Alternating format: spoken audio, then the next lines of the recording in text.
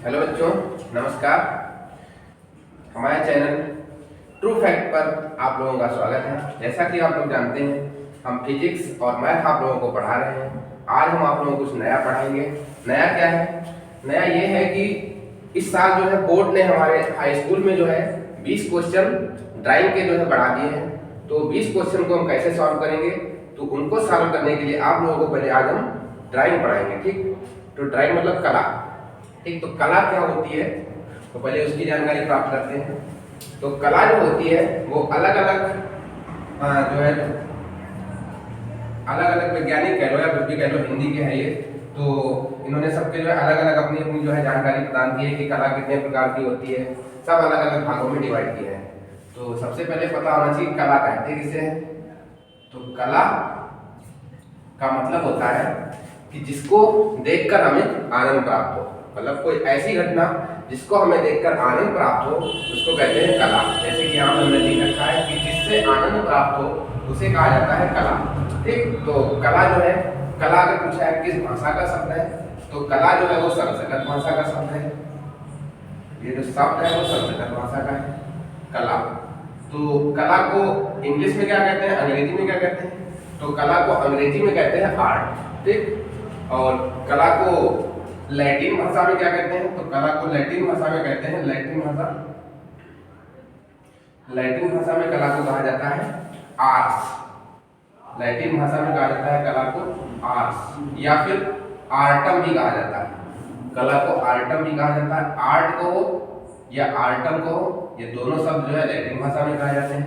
कला को संस्कृत में कला कहते हैं, और इंग्लिश में कला को क्या कहा जाता है? तो आर्ट कहा जाता है, या फिर फ्रेंच में भी कला जो है, फ्रेंच भाषा में भी जो है कला को आर्ट कहा जाता है। फ्रेंच भाषा में कला को आर्ट कहा जाता है, और कला को संस्कृत में कला कहा जाता है, और लैटिन भाषा में आर्ट्स या फिर आर्टम कहा जाता है। ठीक, तो अलग अलग इनके जो है मत दिए गए हैं कि कला कितने प्रकार की होती है। तो कला जो है सबसे पहले अरस्तु ने बताया था, भरत मुनियों के अनुसार देखते हैं। भरत मुनि, तो भरत मुनियों ने कला को दो भागों में डिवाइड किया है। कौन कौन से वो दो भाग है? तो पहला भाग है हमारा मुख्य कला, और दूसरा भाग है हमारा गौण कला। ठीक, भरत मुनियों के अनुसार पूछा है कला कितने प्रकार की होती है, तो कहेंगे मुख्य कला और गौण कला। एक दूसरे आ जाते हैं जिनका नाम है हीगल के अनुसार जो है कला कितने प्रकार की होती है? तो हीगल के अनुसार कला होती है दृश्य कला और श्रव्य कला। दृश्य कला का मतलब जिसको हमें देखकर आनंद प्राप्त हो उसको कहा जाएगा दृश्य कला। जिसको हमें सुनकर आनंद प्राप्त हो उसको कहा जाएगा श्रव्य कला। ठीक, तो ऐसी घटना जिसे हमें देखकर आनंद प्राप्त होता है उसको दृश्य कला कहेंगे। जिसे हमें ऐसी घटना जिसे हमें सुनकर आनंद प्राप्त हो जाता है उसको कहा जाता है श्रव्य कला। तो अब आ जाते हैं पाणिनि के अनुसार। तो पाणिनि के अनुसार जो है कला कितने भागों में डिवाइड है? तो पाणिनि के अनुसार कला है कारुकला। ये कारुकला का दूसरा नाम होता है उपयोगी कला, और उसका दूसरा पार्ट होता है चारुकला, और चारुकला को जो कहते हैं ललित कला। ये इन्हीं के नाम है। ललित कला को जो है 5 भागों में डिवाइड किया गया है। ललित कला के होते हैं 5 भाग। कौन से वो 5 भाग है? तो पहला भाग है काव्य कला, दूसरा भाग है स्थापत्य कला, और तीसरा भाग है मूर्ति कला, और चौथा भाग है संगीत कला, और 5वां भाग है चित्रकला, जो कि हमारे जो है इस ड्राइंग के पेपर में इसी के बारे में सब पूछा जाएगा। तो चित्रकला का मतलब जिनमें हम चित्रों का उल्लेख करें वो कहलाएगा चित्रकला। संगीत, जिसमें हमें संगीत से आनंद प्राप्त हो, जिसमें संगीत का वर्णन किया जाए उसे कहा जाएगा संगीत कला। जिनमें मूर्तियां बनाई जाती हैं, जिस कला के अंतर्गत मूर्तियां बनाई जाती हैं उसे कहा जाता है मूर्ति कला।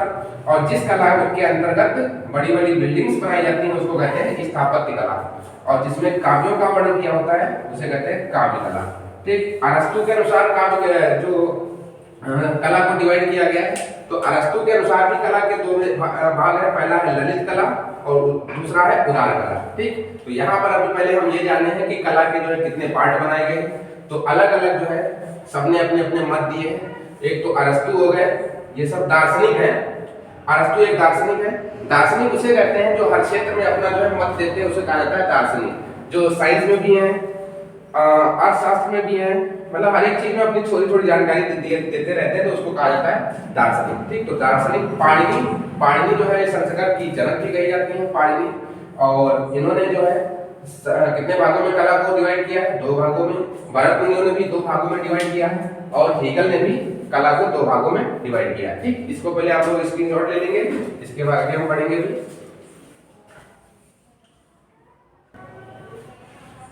तो पता ही हो गया कि कला कितने भागों में डिवाइड है, स्क्रीनशॉट ले लिया होगा।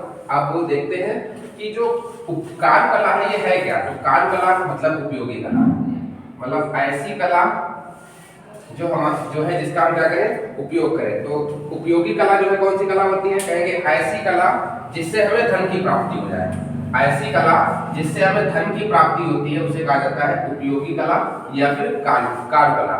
ठीक, तो जैसे धन की प्राप्ति कैसे होती है? जैसे सुनार लोग जो है हीरे जवाहरात या फिर कह लो सुनार लोग जो है क्या बनाते हैं? आभूषण बनाते हैं। तो आभूषण जब बनाएंगे तो आभूषण बना के जब बेचेंगे तो क्या होगी? धन की प्राप्ति होगी। तो आभूषण किस कला के अंतर्गत बनाए जाते हैं? तो कहेंगे उपयोगी कला के अंतर्गत। ठीक, और कुम्हार अपने बर्तन भी बनाता है। कुम्हार जो अपने बर्तन बनाता है वो भी किसके अंतर्गत आता है? यह भी उपयोगी कला के अंतर्गत आता है। ठीक, तो ललित कला क्या है? ललित कला के हमने चार भाग बताई थी। तो इसके चारों भाग, 5 भाग है। 1 2 3 4 5 भाग है। तो जो ललित कला है इसके 5 भाग है। तो ये पांचों भाग अभी हम अलग अलग पढ़ेंगे। कारुकला पता हो गया। कारुकला में क्या? कारुकला का दूसरा नाम क्या है? उपयोगी कला। उपयोगी कला कहेंगे किसे कहते हैं? तो कहेंगे जिससे हमें धन की प्राप्ति होती है। जैसे कुम्हार जब बर्तन बनाता है तो बर्तन बेचेगा तो उसे क्या होगी? धन की प्राप्ति होगी। और दूसरा क्या बताया हमने? सुनार जो होते हैं आभूषण बनाते हैं, तो आभूषण जब बेचेंगे तो क्या होगी? धन की प्राप्ति होगी। तो उपयोगी कला में सब आ जाते हैं। ठीक, अब इसका जो है अब हम आगे बढ़ते हैं इसके। तो आगे बढ़ने के लिए अभी हम ये मिटा रहे हैं। चलो अब देखते हैं हम रंगों के प्रकार। हम कला के बारे में जान लिए।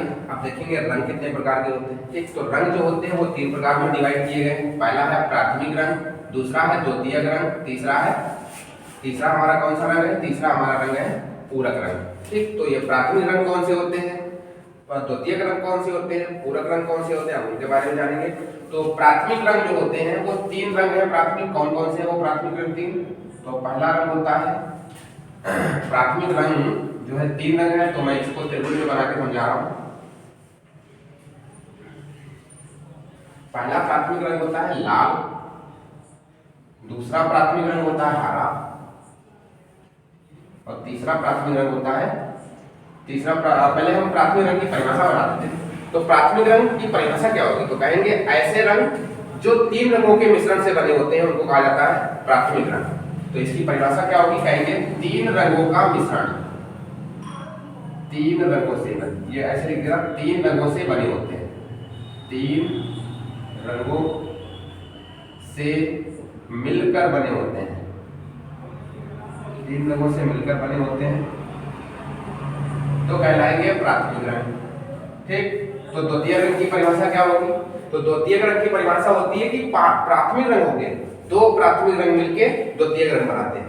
तो प्राथमिक रंगों की परिभाषा क्या हो जाएगी? कहेंगे 2 प्राथमिक रंग मिलकर द्वितीय रंग बनाते हैं, 2 प्राथमिक रंग मिलकर द्वितीयक रंग बनाते हैं। तो ये हो जाती है हमारी द्वितीयक रंग की परिभाषा। अब फिर गौण रंग कौन से होते हैं? तो गौण रंग जो होते हैं यदि हम प्राथमिक रंग और द्वितीयक रंग मिला दे तो गौण रंग बनता है। ठीक, तो मिलकर बनाते हैं। तो द्वितीयक रंग की परिभाषा क्या होगी? 2 प्राथमिक रंग मिलकर द्वितीयक रंग बनाते हैं। तो फिर गौण रंग कौन से होते हैं? तो कहेंगे गौण रंग जो होते हैं इनमें प्राथमिक रंग होता है, प्राथमिक रंग होगा और द्वितीयक रंग होगा। प्राथमिक रंग प्लस द्वितीयक रंग दोनों को मिलाएंगे तो कौन सा रंग बनेगा? तो हमारा रंग बनेगा इक्वल टू कर देंगे पूरक रंग। क्या बनेगा? पूरक रंग, पूरक रंग। तो अब अगर पूरक रंग की परिभाषा पूछी है तो कहेंगे प्राथमिक रंग प्लस द्वितीय रंग के मिश्रण को कहा जाता है पूरक रंग। प्राथमिक रंग कौन से होते हैं? 3 रंगों के मिश्रण को प्राथमिक रंग कहते हैं। द्वितीय रंग कौन से होते हैं? 2 प्राथमिक रंग अगर मिला दिए जाए तो कौन से रंग बनेंगे? तो रंग बनेंगे हमारे द्वितीय रंग। तो अब प्राथमिक रंगों के बारे में जानते हैं कौन कौन से प्राथमिक रंग होते हैं। तो प्राथमिक रंग 3 होते हैं, लाल, हरा और अगला होता है नीला। ठीक, तो अगर ये याद ना रहे तो इसकी ट्रिक भी है। तो ट्रिक इसकी क्या होती है, तो मैं यहाँ पे ट्रिक लिख देता हूँ इसकी। तो इसकी ट्रिक होती है निहाल। इसकी ट्रिक क्या हो जाएगी, निहाल। नी से मतलब, नी से क्या हो जाएगा, नीला, नी से हो जाएगा नीला, और हा से हो जाएगा हरा, हा से हो जाएगा हरा, और ला से हो जाएगा लाल। तो ये हो जाती है इसकी ट्रिक।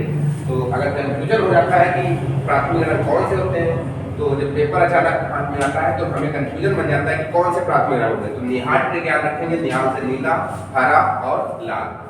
अब जो है द्वितीयक रंग कब बनेंगे, द्वितीयक रंग ने कैसे बताया, जब दो प्राथमिक रंग मिल जाएंगे तो क्या बनेगा, द्वितीयक रंग। तो दो प्राथमिक रंग मिलाओ, अगर लाल और हरा को हम प्लस करें तो कौन से रंग बनेंगे यहाँ पर, तो यहीं पे अगर हम समझाएं तो समझा देते हैं। ये हम लाल प्लस हरा मिलाएंगे, मगर इनको प्लस कर देगा, दोनों को लाल प्लस हरा, इन दोनों को प्लस करें तो कौन सा रंग बनेगा, तो इन दोनों को प्लस करने से रंग जो बनता है वो रंग बनता है पीला। कौन सा बनता है, पीला। ओके, जब हम दो प्राथमिक रंगों को मिलाते हैं तो कौन सा रंग बनता है, कहेंगे पीला। और पीला कैसा रंग है, द्वितीयक रंग है। ठीक, अब आ जाते हैं हरा और नीला को मिलाएंगे तो कौन सा रंग बनेगा, तो हरा प्लस नीला। अगर इन दोनों को हम प्लस करें तो कौन सा रंग बनेगा, इन दोनों को प्लस करने से जो रंग बनता है वो बनता है पीकाक, पीकाक कलर बनता है। ठीक, अब अगर लाल और नीलों को मिलाएं, लाल और नीले रंग को मिलाएं, यहाँ पे नीला लिखेंगे, लाल और नीला, लाल और नीला मिलाते हैं तो इनको अगर हम प्लस करेंगे तो कौन सा बनेगा, तो कलर जो हमारा बनता है वो बनता है मजेंटा। ठीक, तो ये जो हमने तीन कलर लिखे हैं कौन कौन से, पीला, पीकाक, मजेंटा, तो ये कौन से कलर कहलाएंगे, ये कलर कहलाएंगे द्वितीयक कलर। तो कौन से कलर हैं ये, द्वितीयक कलर। बने कैसे, जब दो प्राथमिक रंगों को मिलाए तो हमारे दो जो है क्या, तो क्या बन गए हमारे, तो बन गए ये द्वितीयक कलर। अब पूरक कलर कौन से होते हैं, तो हमने बताया यदि प्राथमिक प्लस द्वितीयक दोनों को मिला दिया जाए तो क्या बनेगा, पूरक। और पूरक कलर जो होता है वो हमेशा व्हाइट कलर बनता है, मतलब सफेद कलर बनता है। तो ये बनेगा कैसे, तो ये जब हम मिलाएंगे किसको, जब प्राथमिक और द्वितीयक को मिलाएंगे, प्राथमिक और द्वितीयक को मिलाएंगे तब क्या बनेगा, तब बनेगा ये हमारा पूरक कलर। ठीक, तो हम पूरक कलर की बात जानकारी करेंगे। पहले आप लोग इसकी जानकारी लेते, स्क्रीनशॉट ले लीजिए, इसको हम मिटा देंगे, इसका स्क्रीनशॉट ले लिया। अब आगे बढ़ते हैं। तो आगे हमें क्या बताना, अब बताना है कि पूरक रंग। तो पूरक रंग हमने क्या बताया, प्राथमिक रंग और द्वितीयक रंग मिलाने से बनता है पूरक रंग। ठीक, तो ये बनेगा कैसे, विकर्ण मिला दो, शीर्ष से लंब डाल दो, मतलब इसको ऐसे मिला दो त्रिभुज में। तो अगर इन दोनों को मिला रहे हैं हम, कौन कौन सा, हरा, हरा और मजेंटा, हरा और मजेंटा बनाएंगे तो कौन सा रंग बनेगा, यहाँ पर मैं लिख देता हूँ, हरा, हरा कौन सा रंग है, प्राथमिक है, मजेंटा कौन सा रंग है, द्वितीयक रंग है। हरा प्राथमिक है और मजेंटा द्वितीयक रंग है। इन दोनों को मिलाने से बनेगा पूरक कलर, और पूरक कलर हमेशा कौन सा बनता है, हमेशा सफेद कलर। मतलब पूरक कलर अगर कुछ है कहा किसको जाता है, तो कहेंगे सफेद को। तो हरा प्लस मजेंटा बनाएंगे, मिला देंगे तो बन जाएगा सफेद। ठीक, तो अब अगर हम पीला और नीला मिलाते हैं, मतलब इनको ऐसे मिलाते हैं, इनको तो इनको कौन सा मिलाने से कौन सा रंग बनेगा, वही सफेद ही बनेगा। तो कहेंगे नीला प्राथमिक रंग और पीला द्वितीयक रंग है। जब इनको मिलाएंगे तो कौन सा रंग बनेगा, तो इनको मिलाने से बनेगा वही सफेद रंग, यहाँ भी बन जाएगा सफेद। ओके, अब क्या करते हैं, अब सामने सामने मिला दो, लंब डाल दो ऐसे। तो अब लाल और प्लस पीकाक, तो कहेंगे लाल और प्लस पीकाक, जब इनको मिलाएंगे तो कौन सा रंग बनेगा, तब भी हमारा वही सफेद रंग ही बनेगा। तो ये सफेद रंग तीनों कंडीशन में बनता है। तो ये कौन सा सफेद जो कलर बना है, क्या है, पूरक कलर है। ठीक, अब इसके बाद में हम ओष्टवाल जो है, ओष्टवाल जो है चक्र की बात करेंगे। तो ओष्टवाल चक्र की बात करने से पहले पूरा मिटाएंगे, उसके बाद हम ओष्टवाल चक्र के बारे में बताएंगे। अब देखेंगे ओष्टवाल चक्र। तो ओष्टवाल चक्र में क्या है, तो ओष्टवाल चक्र जो है, इस चक्र को बताया था जर्मनी के वैज्ञानिक ओष्टवाल ने, तो इसलिए ओष्टवाल चक्र कहलाया। तो ओष्टवाल चक्र जर्मनी के वैज्ञानिक ओष्टवाल ने बताया, तो इसको कहा जाता है ओष्टवाल चक्र। तो ओष्टवाल चक्र में जो है 8 रंगों का वर्णन है। तो वो 8 रंग कौन से हैं, तुम्हारे सामने लिखे हुए हैं। इसकी ट्रिक होती है, इसकी मैं ट्रिक लिख रहा हूँ। इसकी ट्रिक क्या है, लाबे निया हदा पीना, लाबे निया हदा पीना। तो ला का मतलब होता है, यहाँ पर मैं गलत लिख रहा हूँ, ला का मतलब लाल, बे का मतलब बैंगनी, बे का मतलब हो जाएगा बैंगनी, और नी का मतलब हो जाएगा नीला, और आ का मतलब हो जाएगा आसमानी, आ का मतलब आसमानी, हा का मतलब हरा, और धा का मतलब धानी, धा का मतलब धानी, और पी का मतलब पीला, और ना का मतलब नारंगी।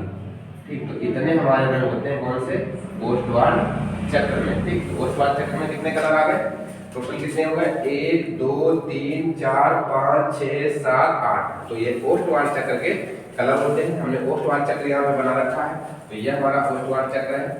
इसमें 8 रंगों का वर्णन किया था किसने, ओष्ठवार में। तो इसमें जो हमारे क्वेश्चन बनते हैं, क्वेश्चन कितने प्रकार के बनते हैं, तो उन क्वेश्चनों के बारे में हम जानेंगे। पहले तो क्वेश्चन इससे पूछे जाते हैं कि समान रंग कौन से होते हैं, विरोधी रंग कौन से होते हैं, गर्म रंग कौन से हैं, ठंडे रंग कौन से हैं, और तटस्थ रंग कौन से हैं। ठीक, तो तटस्थ रंग जो होते हैं ये कोई रंग नहीं होते हैं, इनको रंगों की श्रेणी में नहीं रखा गया। तो तटस्थ रंग जो हमारे होते हैं वो दो होते हैं, पहला हमारा सफेद और दूसरा काला।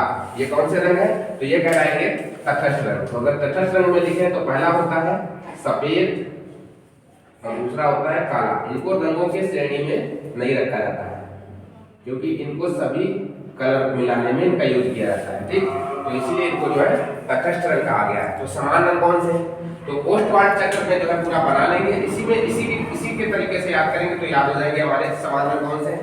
तो समान रंग जो वो होते हैं जो आमने सामने होते हैं। तो देखो नारंगी के सामने कौन सा है, नारंगी के सामने है आसमानी, नारंगी के सामने है आसमानी। तो ये हो जाएंगे कौन से रंग हो जाएंगे, ये विरोधी रंग है। कौन से विरोधी, ये समान नहीं है, ये कौन से विरोधी। नारंगी के सामने कौन सा है, आसमानी, तो नारंगी का विरोधी होगा आसमानी। ठीक, अगर विरोधी रंग में हम लिखें तो क्या लिखेंगे, नारंगी का विरोधी आसमानी। बैंगनी का विरोधी, बैंगनी का विरोधी कौन सा बनेगा, बैंगनी का विरोधी बन जाएगा धानी, बैंगनी का विरोधी धानी। और लाल का विरोधी, लाल का विरोधी बनेगा हरा, लाल का विरोधी हरा। ठीक, सामने सामने देख लेंगे। लाल के सामने कौन सा है, शीर्षाभिमुख जिसे मैथ में कहते हैं, जो सामने सामने मुंह करके बैठे हो तो कहते हैं शीर्षाभिमुख। तो शीर्षाभिमुख कौन सा आ रहा है, लाल का शीर्षाभिमुख है हरा, मतलब सामने सामने, लाल के सामने हरा, तो लाल का विरोधी हरा। नारंगी का विरोधी आसमानी, नीला का विरोधी पीला हो जाएगा, नीला का विरोधी पीला हो जाएगा।